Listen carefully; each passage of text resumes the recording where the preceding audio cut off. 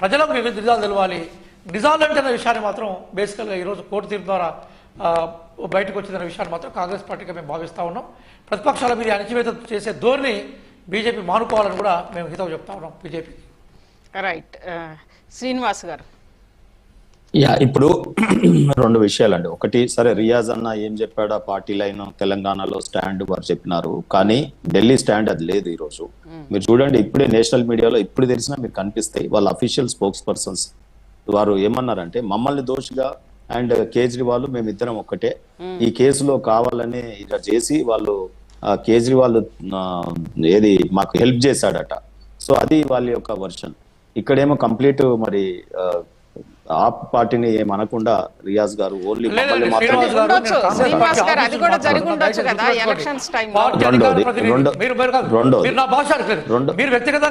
Your line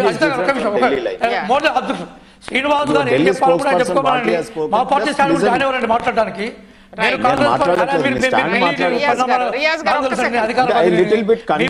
me party stand మీరు మాట్లాడకుండా వ్యక్తిగతంగా మాట్లాడుతున్నాను. మీ పార్టీ స్టాండ్ మాట్లాడుకో, మీ పార్టీ స్టాండ్ నువ్వు మాట్లాడుకో. ఈ రోజు భారతదేశంలో 8 రాష్ట్రాల్లో ప్రతిపక్ష నాయకులను లోపల పెట్టేసి ప్రజాస్వామ్యం లేకుండా చేసే పార్టీ ప్రతిగా మాట్లాడుతున్నావు.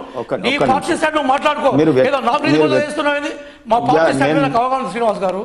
మా సార్ మీరు మా పార్టీ స్టాండ్ ఏదో రియాజ్ అదే మాట్లాడతాడు. ఇప్పుడు కూడా చూడండి, మళ్ళీ చెప్తున్నాను, ప్రతిపక్ష నాయకుల మీద నేషనల్ మీద మీరు ఆగండి సార్.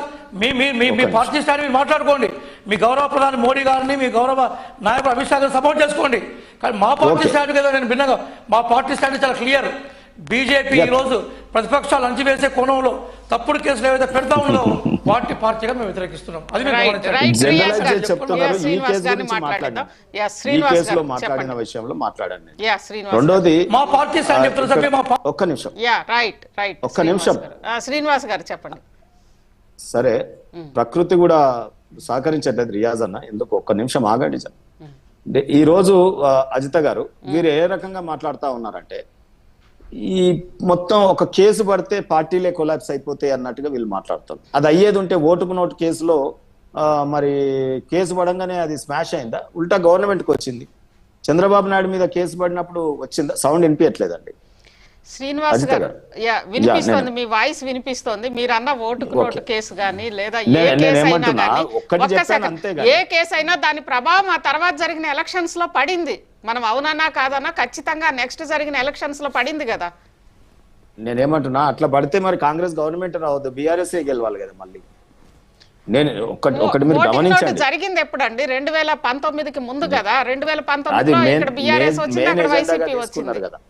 చెప్పండి. నేను ఏమంటున్నా, సరే రెండోది నేను ఏమంటున్నా అంటే, ఇక్కడ మీరు గమనించండి, ఒక కేసులో ఒక అయిపోయిన తర్వాత ఒకవేళ 665 రోజులు జైల్లో ఉన్నారంటే, అంటే కోర్టులు తప్పు చేసినాయా?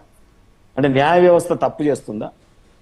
కవిత గారు 3 నెలలు జైలుకు పోయిందంటే ఇప్పుడు న్యాయ వ్యవస్థను తప్పు పడుతున్నారా? ఒకవైపు వెల్కమ్ చేస్తా ఉన్నారు, న్యాయ వ్యవస్థ మీద మాకు నమ్మకం ఉందంటారు, ఒకవైపు ఏమో దీన్ని తప్పు పడతారు. ప్రైమా ఫేసి లేనిదే కోర్టులు ఆ రకంగా చేస్తాయా? నేనేమంటున్నంటే, అది ఏ రకంగా జరిగిందో టెక్నికాలిటీస్ మీద పోయినటువంటి దాని మీద ఇలా రాజకీయ పార్టీలు గోడు నేను అంబరిల్లా పట్టుకుంటా అంటే ఎట్లా? రేపు ఏమవుతుందో చూద్దాం అప్పీలేట్ కోర్టులలో. సో ఇప్పుడు ప్రజలు కూడా ఒక్క కేసులో ఇదైనంత మాత్రాన మిమ్మల్ని ఇక మొత్తం గవర్నమెంట్ నుంచి పక్కకు పెట్టేస్తారు, ప్రజలు ఇంకా ఆలోచించరు, అసలు ప్రజలు ఒక కేసు పడితే ఇంకా ఇది చేస్తారు అనుకుంటే అది మీ బేలతనమే, మీ పార్టీల యొక్క వీక్నెసే అది. ఇటు ప్రజల్ని తప్పు పడుతున్నారు, న్యాయ వ్యవస్థను తప్పు పడుతున్నారు. మళ్ళా ఉల్టా అంటారు బీజేపీ పార్టీ దగ్గర మాకు జెండా ఉండొచ్చు చేతిలో, మాకేమో సిబిఐ లాగా ఆ కేసులు పెట్టేటటువంటి అధికారం లేదండి. శ్రీనివాస్ గారు, మీరు అన్న ఈ ఒక్క మాట పార్లమెంటులో, భారత పార్లమెంటులో క్వశ్చన్ ఫర్ క్యాష్ అని చెప్పి ఆ రోజు వచ్చింది కదా, క్యాష్ ఫర్ క్వశ్చన్. దా ఒక్కదానికి మొత్తం దేశవ్యాప్తంగా బీజేపీ ప్రభుత్వమే కూలిపోయింది. అంటే అప్పుడు పార్టీ బేలతనమేనా? అది మేమేం కూలిపోలేదుగా, మేము అంచెలంచెలుగానే ఎదిగినాం. ఒక్కసారి మాది ఎప్పుడు కూలిపోలేదు. వాజ్పేయి గారు ఒక్క ఓటు లేనందుకు జరిగింది, ఆ తర్వాత మోడీ గారు మెజార్టీతోనే గెలిచినారు. మేము ఎక్కడ ఆ రకంగా ఓడిపోయి, మేము ఆర్గానిక్ గా మేము 0 నుండి స్టార్ట్ అయినాం, 2 సీట్లకి వెళ్ళి స్టార్ట్ అయినాం. ఒకటి అజిత గారు, నేనేమంటున్నా, ఈ రోజు మీరు ఒక్కటి గమనించండి, ఈ సిబిఐ ఉన్నప్పుడు నేను ఇంతకుముందే చెప్పిన సిబిఐని కనిపెట్టింది, సిబిఐని చట్టం చేసింది, సిబిఐని అనేక ట్రైనింగ్లు ఇచ్చింది. 60 ఏళ్ల నుంచి వాళ్ళ సోపతి బట్టి గిసోటి సిబిఐని దేశం మీద వదిలేసిపోయిందా కాంగ్రెస్ వాళ్ళ ఆర్గ్యుమెంట్ బట్టి? రెండోది నేనేమంటున్నా, కేంద్ర ప్రభుత్వంలో కేసీఆర్ గారు ఉన్నారు, మన యూపీఏ ప్రభుత్వంలో కవిత గారు ఉన్నారు ఎంపీగా. మరి అప్పుడే ఈ చట్టం సరిగా లేదు, టీత్లెస్ గా ఉంది, ఏదైనా గవర్నమెంట్ వస్తే పూసుకున్నా మళ్ళీ బీజేపీ వస్తే ఏమైనా చేయగల అని అనుకుంటే దాన్ని ఎవరు వచ్చినా ఏం చేయకుండా అటువంటి చట్టం రూపొందించి సిబిఐని లాంచ్ చేయాల్సింది కదా. వీళ్ళు కూడా అమెండ్మెంట్స్ అన్న కోరాల్సింది కదా అటువంటి చట్టాలని.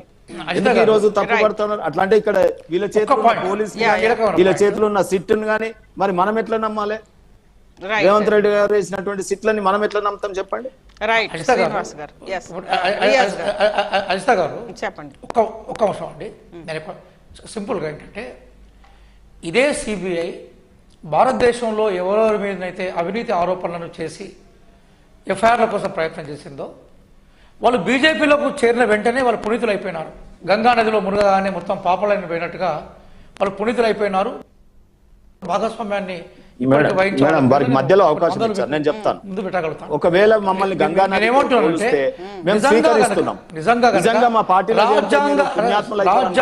రాజ్యాంగబద్ధంగా సార్ వినండి, సార్ వినండి, మీరు మాట్లాడుతున్నారు మౌనంగా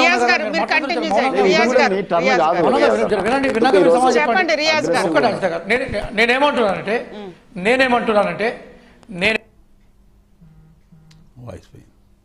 రాజ్యాంగ సంస్థలను జేబులో పెట్టుకొని రాజ్యాంగ సంస్థలను వెపన్గా మార్చుకొని అవతల వాళ్ళను భయాభ్రాంతులను చేసి ఎలక్షన్లో గెలవాలనుకుంటున్నది. అందుకోసం ఎన్ని వక్ర మార్గాలు ఉంటే అన్న వక్ర మార్గాల ప్రయాణం చేసే ప్రయత్నాన్ని భారతీయ జనతా పార్టీ చేసింది, చేస్తుంది, భవిష్యత్తులో కేజ్రీవాల్ అధికారంలో కాబట్టి ఓడగొట్టడం కోసమే తీసుకొచ్చిండు. నిజంగా గనుక బీజేపీ పార్టీకి చిత్తశుద్ధే ఉంటే ప్రతిపక్ష నాయకులను వేధించాల్సి, ప్రతిపక్ష నాయకులు పునీతం అయిపోతారు. ఇదే ప్రతిపక్ష నాయకులు ముత్యాలలాగా మీ పార్టీ జగన్ కనబడతా ఉంటారు. అంటే ప్రతిపక్షం లేని భారతదేశాన్ని నిర్మించాలని వాళ్ళు అనుకుంటారు. భారత ప్రజలు ప్రజాస్వామ్యం కోసం ఏమైనా చేస్తారు సార్, అది మీరు కలగానే ఉంటుంది. అరే మీ తాడిపార్ కేసు గారు పెద్ద కేసులా? అరే అదాని అంబానీ ప్రధాని గారి పెద్ద కేసులా? ఎట్లా సార్ శ్రీనివాస్ గారు మీరు మాట్లాడితే? రైట్, సరే చివరిగా సుధాకర్ గారు, అంటే ఈరోజు సరే ఇది జరిగింది దేశవ్యాప్తంగా, ఇప్పుడు జరిగిన దానికి నెక్స్ట్ మళ్ళీ కూడా కోర్టుల్లో ఉంటది, ఆధారాలు సరిగా లేవన్నారు కానీ అసలు స్కామే లేదన్నారా అనేది శ్రీనివాస్ గారు అంటున్నారు. ఈ నేపథ్యంలో ఏంటి ఇక? ఆయన అడ్వకేట్, సీనియర్ అడ్వకేట్, ఆయన బాగా తెలుసు. జనరల్గా లోయర్ కోర్టులో ఏది వస్తుంటే జనరల్గా పై కోర్టులో అదే జరిగిపోతూ ఉంటుంది. అయినా ఇక్కడ ఒకటి మొదటి నుంచి కూడా, ఇప్పుడే కాదండి, ఇంతకుముందు కూడా మనకి కవిత గారి కేసు కావచ్చు, అంతకుముందు కేసు కావచ్చు, అంతకుముందు జడ్జిలు కావచ్చు, 2 నిమిషాలు కూడా ఈ కోర్టులో కేసు నిలవదు అని చెప్పి సుప్రీంకోర్టు చీఫ్ జడ్జి గారే అన్నారు. అట్లా చెప్పారు. మళ్ళీ వీళ్ళనేది ఏంటంటే ఇంకా వీళ్ళ దగ్గర ప్రూఫ్స్ లేవు, కానీ దాటేయడానికి అవకాశాలు ఉన్నాయి. ఎందుకంటే ఇటు నుంచి అటు చేసి ఇటు చేసి, అడ్వకేట్గా వారికి బాగా తెలుసు, టేట్లు తీసుకోవడంలో ఎక్స్పర్ట్స్ వీళ్ళు. ఎప్పుడంటే ఎన్ని రోజులు అంటే అన్ని రోజులు దాటేయగలుగుతారు, ఎన్ని రోజులు చేయగలుగుతారు. అట్లా చేయగలిగిన కేసు కానీ ఎప్పుడో లెగిసిపోవాల్సిన కేసు ఇదంతా. కానీ ఎన్నికల్లో ఎట్లాగైనా ఓడించాలన్న దాంతో కక్ష కట్టి ఇక్కడ మొత్తం కలిసి ప్లాన్ చేసి, అక్కడ లేదని అందరికీ తెలుసు, అక్కడ ఏమీ లేదని తెలుసు, తిప్పి కొడితే మన ఎన్నికల్లో మన దేశంలో 100 కోట్లు ఎంత అండి అసలు నిజానికి చూస్తే? 100 కోట్ల స్కామే, 100 కోట్ల స్కామే వీళ్ళు చెప్పింది. కానీ 1000 కోట్ల స్కామ్లు ఉన్నాయి అక్కడ. దాన్ని మాత్రం తీయలేదు, ఎప్పుడు దాన్ని మాత్రం ముట్టుకోవట్లేదు ఎక్కడ కూడా. 6000 కోట్లు 8000 కోట్ల స్కామ్లు మాత్రం బయటకు తీయట్లా. దీన్ని పట్టుకెళ్ళారు, ఇది వెళ్ళిపోద్దని అందరికీ తెలుసు, కానీ లాగారు దీన్ని ఎన్నికల్లో ఓడించడానికి. ఢిల్లీ ఎన్నికల్లో మళ్ళీ నేను చెప్తున్నాను, ఇంతకుముందుకు రియాజ్ గారు కూడా మాట్లాడారు, మరొకసారి అంటున్నాను నేను, నిజంగా చిత్తశుద్ధి ఉంటే, దమ్ము ధైర్యం ఉంటే ఢిల్లీ ఎన్నికలు పెట్టమనండి, చూద్దాం. ఎందుకంటే మమ్మల్ని ఓడగొట్టారు కదా అక్కడ, అదే పేరు మీద కదా ఓడగొట్టింది, చేయమంటున్నాం. ఏమైనా ఇప్పుడు మాత్రం ఒకటి న్యాయం గెలిచిందండి, న్యాయం గెలిచింది. ఈ కాన్స్టిట్యూషన్ మీద, కోర్టుల మీద మన నమ్మకాలు ఉన్నాయి. కొంతమంది మనకి రాజ్యసభ సీట్లకి గోగోయ్ లాంటి వాళ్ళు అంపోయినా, లేకపోతే పక్కన రాష్ట్రంలో ఉన్న గవర్నర్ గారు చీఫ్ జడ్జి నుంచి అక్కడికి వచ్చినా కానీ కొంతమంది నిజమైన న్యాయమూర్తులు ఉన్నారు అక్కడ. ఇంకా న్యాయం గెలుస్తుంది. రేపొద్దు ఈ కోర్టే కాదు, పై కోర్టులకు వెళ్ళినా కానీ తప్పనిసరిగా వస్తుంది. ఎందుకంటే ఇక్కడ మామూలుగా అనలేదు ఈ కోర్టు, దీన్ని పెట్టిన వాళ్ళ మీద కూడా చర్యలు తీసుకోండి అని కూడా అన్నారు. నిజమే, తీసుకోవాల్సిందే. దీంతో పాటు నేను ఇప్పుడు డిమాండ్ చేస్తున్నా, ఈవెన్ హోమ్ మినిస్టర్ కూడా వాట్ హీఈస్ డూయింగ్. ఇంతమంది సుధేంద్ర అధికారి లాంటి వాళ్ళు, ఇంకెవరు లాంటి వాళ్ళు 100 కోట్లు శారదా స్కామ్లో 1000 కోట్లు తిన్న వాళ్ళందరూ కూడా ఈరోజు వాళ్ళు పుస్తకాలు వేశారు. వాళ్ళ మీద పుస్తకాలు వేసింది బీజేపీయే. 2000 కోట్లు తిన్నారని చెప్పి సుధేంద్ర అధికారి మీద వేసింది ఎవరు? వీళ్ళు కాదా? వేసిన వాళ్ళు ఈరోజు బీజేపీలో ఉన్నారు. ఏమన్నాడు కేసులు తీయలేదు అంటారు. సో వీళ్ళందరినీ పెట్టుకుని కట్టగాస్తున్న బీజేపీ ఈరోజు సమాధానం చెప్పాల్సిందే. ఈరోజు దీనికి తప్పనిసరిగా సమాధానం చెప్పాలి. ఏదో పక్కన వేసేసి రేపు పొద్దున వచ్చేస్తాయి, ఇంకేదో కోట్లు ఉన్నాయి, పై కోట్లు ఉన్నాయని కాదు. ఇదొక్కటి చాలు, ఈ చెంపదెబ్బ చాలు. ఇంత సిగ్గుచేటైన విషయాన్ని ఈరోజు నిజంగా భారతదేశంలో పుట్టిన వారైతే గనక, బిడ్డలైతే గనక, భరతమాత బిడ్డలైతే గనక నిజంగా క్షమాపణ చెప్పమని చెప్పి నేను డిమాండ్ చేస్తున్నాను. రేపు ఎన్నికలు కూడా పెట్టమని అడుగుతున్నాను. అజిత గారు రేపు మద్యపానం వాళ్ళు వస్తే మద్యపాన నిషేధం చేస్తారా ఢిల్లీలో? సార్ అక్కడ ఇంకో మాట్లాడుతుంటాను నేను. పక్కనున్న రాష్ట్రంలో మీది కదా, అక్కడ 1+1 లేదా, ఇక్కడ ఉన్న 1000 రూపాయల బాటిల్ అక్కడ 500 దొరకట్లేదా? మీరు అక్కడ బ్యాన్ చేయండి, చేయకుండా మాట్లాడపాకండి. మీరున్న పక్కనున్న రాష్ట్రంలో, పక్కనున్న హర్యానాలో అది బ్యాన్ చేయండి ముందు.